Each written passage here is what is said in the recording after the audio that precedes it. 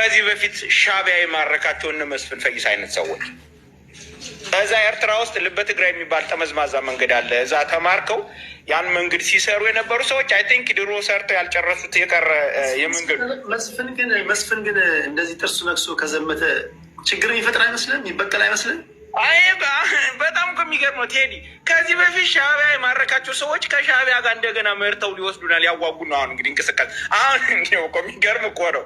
እኔ ሲገባኝ ልበ ትግራይ የሚባለው ኤርትራ ውስጥ ያለው መንገድ እነ መስፍን ጀምረውት ያለቀ አይመስለኝም። ወደቡ ድረስ መሰራት ያለበት መንገድ ነው እና እንደገና ተማርኮ ያንን መንገድ ለማስጨረስ ሌላ ፕሮጀክት እያንቀሳቀሰ ነው መስፍን። እና መስፍን ካለ ጥሩት በእናታቸው እሺ፣ ይምጣ እሱ አካባቢውን መውጫ መግቢያውን ስለሚያውቀው ተማረክም አልተማረክም የሆነ መንገድ ድረስ ይመራናል።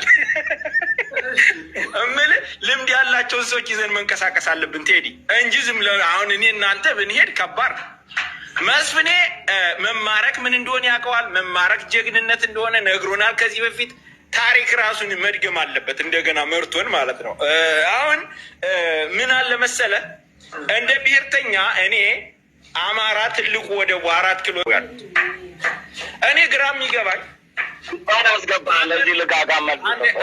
አንዴ ተረጋጋ። ዳግም ትማረካለህ። እኛ ማስጠንቀቂያ ነው እየሰጠን ያለ። ተረጋጋ። አንድ ማሳሰቢያ ልስጣችሁ። ተረጋጋ። አለመማረክን ብቻ ነው ፕሩቭ የምታረከ። እኔ ጋር ስተዋራ ከተማረክ ዋጋ የለም።